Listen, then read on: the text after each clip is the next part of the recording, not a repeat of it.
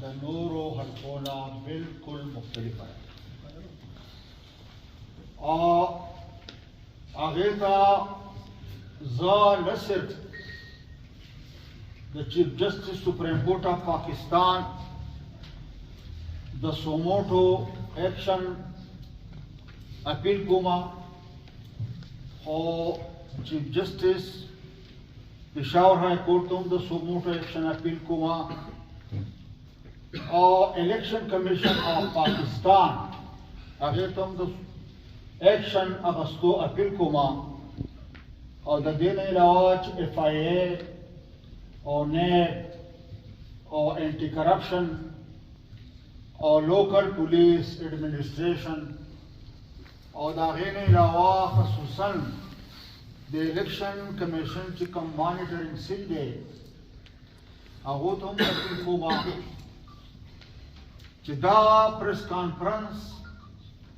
دا ډېر اهم پریس کانفرنس دی او د دې سوموټو ایکشن یا د تعزیري ایکشن اخیستو ضرورت ولې دی دا په دې وجه دی چې هر چا ته پته ده چې امیر مقام چې هغه مشیر پاتې شوی دی او غالبا د 15 محکمو مشیرو چې په هغې کې د سوی ګیس محکمه او د بجلۍ محکمه هم هغه ته په حواله وه نو د اربونو روپو د ستنو غلای کړې ده او د ټرانسفارمر غلای کړې او هغه غلا چې کړې ده د هغې دپاره په الپورۍ کې باقاعده په ګودام کې هغه یو غوټ چې کوم دی نو لکه یو سټور ساتلی دی او په سنګوټه کې مکمل ډاینې چلیږي او د شپې پلاټ دی په هغه پلاټ کې دا ټرکونه چې راوچلیږي نو امانت شپه دا ستنې وګرځولی شي او سهار بیا نورې ډاینې او هغه بیا دا ټرانسفارمرې او دا ستنې د الیکشن کمپین په دوران کې خوړل نو د دې نه دا ثابته شوه چې یاره یو مشر دومره غلا کولی شي په پاکستان کې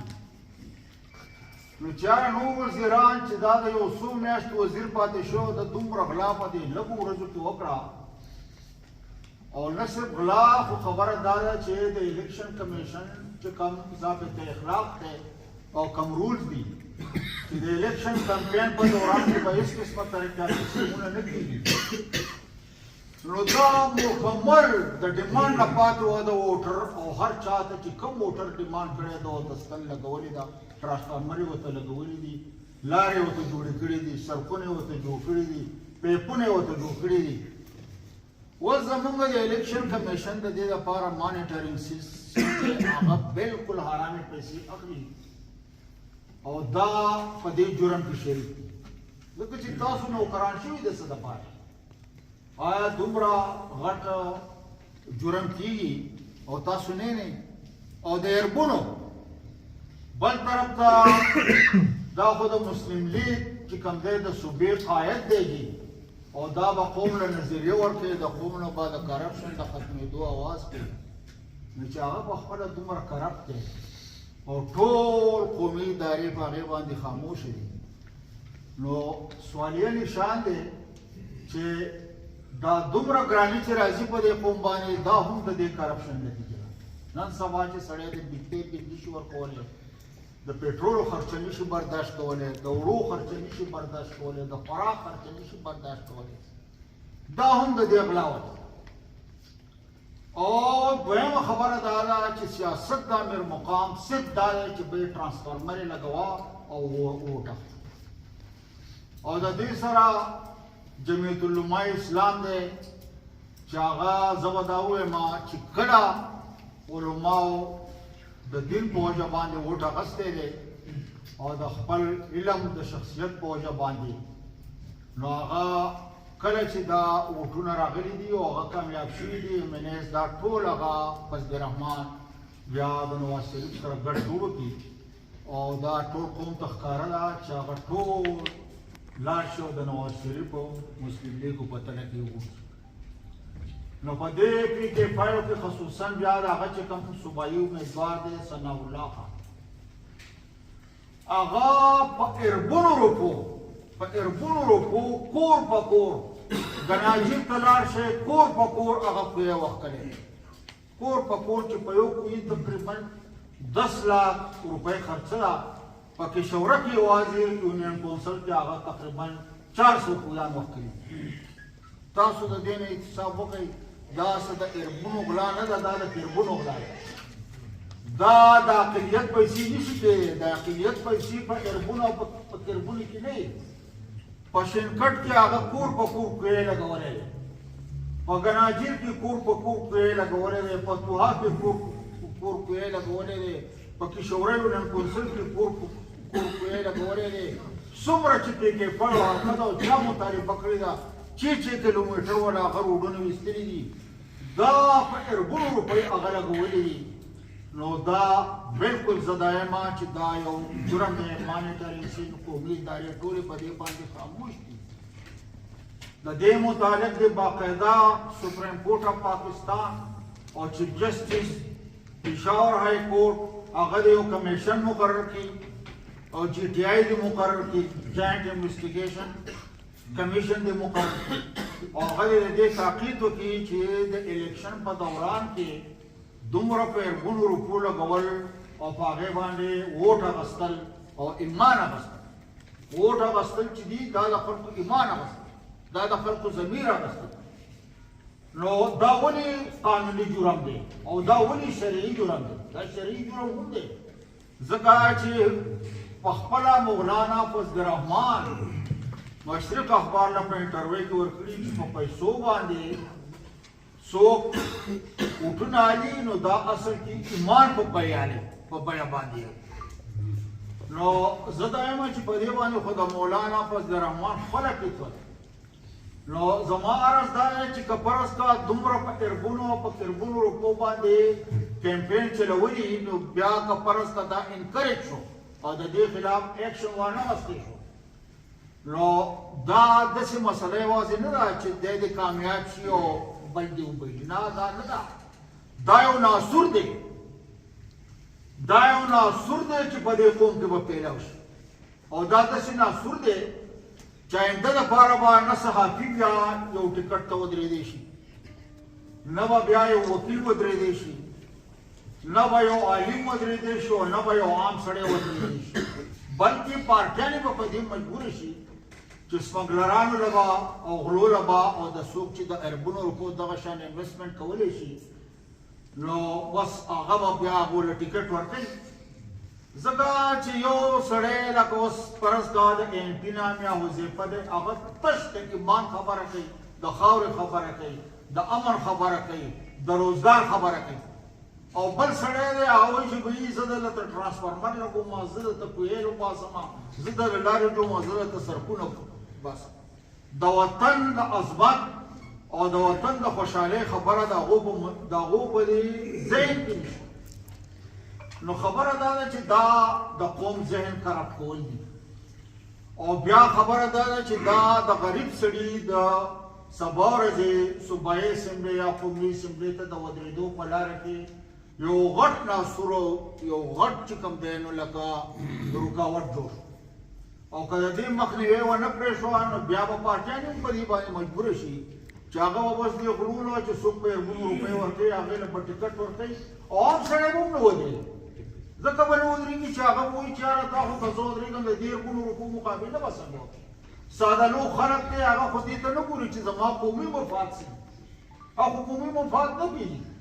نو ځکه دا وایم چې یاره دا ناسور دی او دا ناسور پیلاویږي دا دواړه کینډیډیټ چې دی دوی چې په الیکشن کې کومه مظاهره وکړه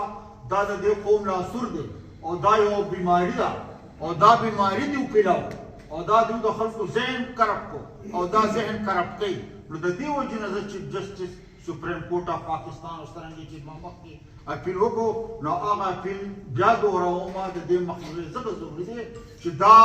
بیماري او دا جراثیم په ټول قوم کې پیلاو دي دویم زما دا عرض دی چې شرعي طور الله تعالی وایي چې هره عزت زه ورکوم او ذلت زه ورکوم او بې حسابه رزق زه ورکوم نو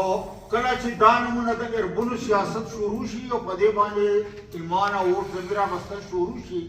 نو شیطان په زړه کې کار کوي او د خلکو په ذهن کې بیا دا راځي چې یاره عزت ورکول او میر مقام دی عزت ورکول والا چې کوم دی نو ثنا الله دی نو شریعت ور دا هم چې کوم دی د کفر او د شرک هغې له تقویت ورکوي او بیا بله خبره زما عرض دا دی چې زمونږ د ملک چې کوم دی زمونږ د ملک مسله څه ده خاص کر د سوال چې یو بم بلاست وشي که نه نو د لنډاکي نه واله د کالامه پورې ټول کاروبار ختم صفر شي نو زمونږ د سوال مسله دا ده چې موږ وایو چې موږ صرف امن غواړو هېڅ مه راکوئ هېڅ مه راکوئ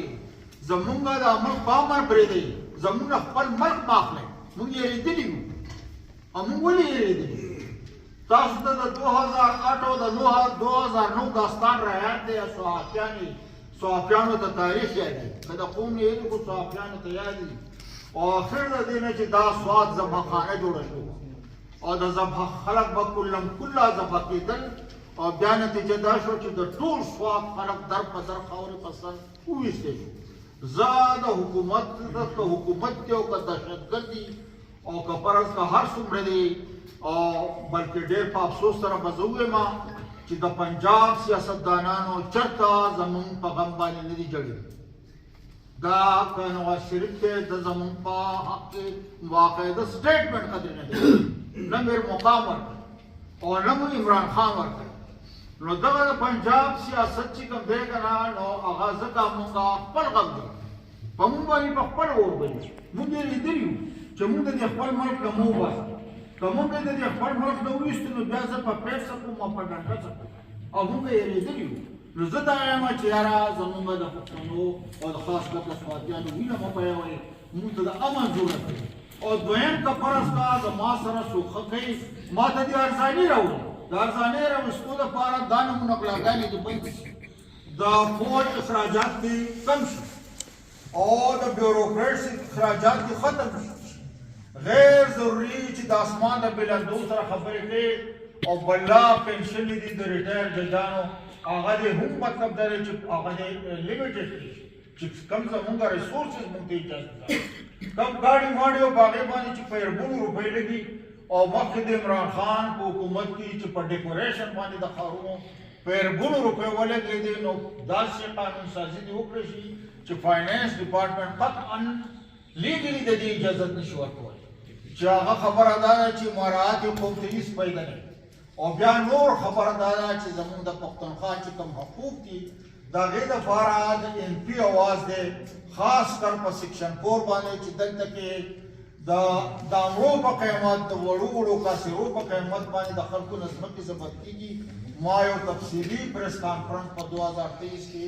د دې پریس کلب نه کړی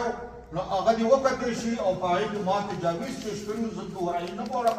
خو هغه تجاویز باندې د امن درآمد وشي ایم پي زما په شمولیت دې جلسه کې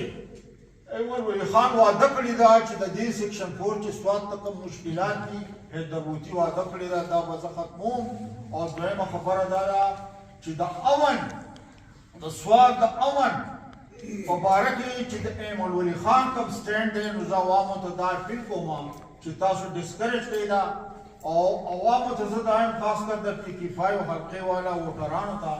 چې که تاسو په اربونو روپو باندې